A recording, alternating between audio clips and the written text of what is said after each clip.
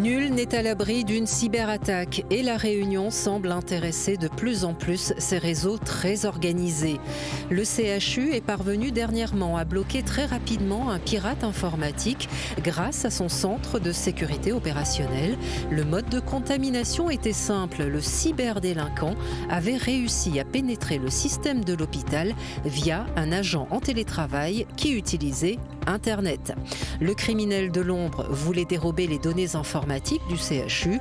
Pas de demande de rançon pour l'hôpital, mais 400 000 € toutefois réclamés au groupe Lille-Réunion. Le concessionnaire, tout comme les collectivités locales, ont également fait les frais de ces preneurs d'otages virtuels. 3 petites communes du sud-ouest de l'île ont été la cible de rançonneurs dernièrement. La gendarmerie, à leur chevet, appelle les collectivités à renforcer au plus vite leur système de défense informatique. Il y a un gros problème au niveau connaissance aussi. Le monde cyber n'est pas assez, même s'il est au goût du jour, il n'est pas assez pris en compte. Clairement, dans les collectivités, on a quasiment entre 20 et 30% des collectivités qui ont déjà été touchées par des rançongiciels, par exemple. Alors, qui sont ces braqueurs de l'ombre? Que veulent-ils? Rémi Durand, responsable informatique chez Exodata, nous dresse leur profil. Maintenant, le crime est organisé, c'est des gens qui sont extrêmement structurés. Donc dans les profils des attaquants, on a du crime organisé ou des juniors qui veulent juste essayer.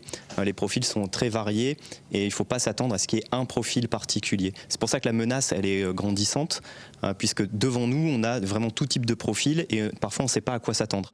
L'argent reste la principale motivation des hackers. Pour ces spécialistes en cybersécurité, il ne faut jamais payer de rançon, dans la majorité des cas d'ailleurs réclamés en crypto-monnaie. Jamais ne payer de rançon parce que aucune garantie de récupérer ces données. Derrière, il y a très souvent une nouvelle attaque. On est souvent obligé, malgré tout, de reconstituer son système d'information. Donc oui, le conseil qu'on donne, c'est de ne jamais payer la rançon. Il n'y a aucune garantie de récupérer les données, même en payant la rançon. Ça ne fait qu'alimenter les circuits de cybercriminalité.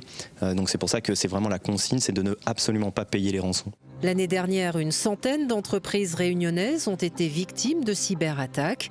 Ici, à la police nationale, 200 dossiers de cybercriminalité ont été traités depuis la création du service en septembre dernier. Alors, quelle réponse précise face aux nouvelles menaces ? Faire attention lorsqu'on reçoit des documents par mail, faire attention lorsqu'on est contacté de différentes façons.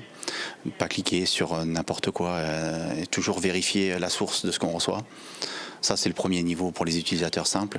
Et puis ensuite, pour les différentes entreprises, c'est vraiment prendre conscience de la dimension sécuritaire au niveau informatique, de mettre en place des process de sécurisation qui sont extrêmement importants et qui sont maintenant indispensables.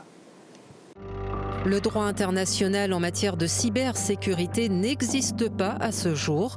Autant dire que le tapis rouge est largement déroulé aux pirates virtuels, très organisés en réseau dans le monde entier.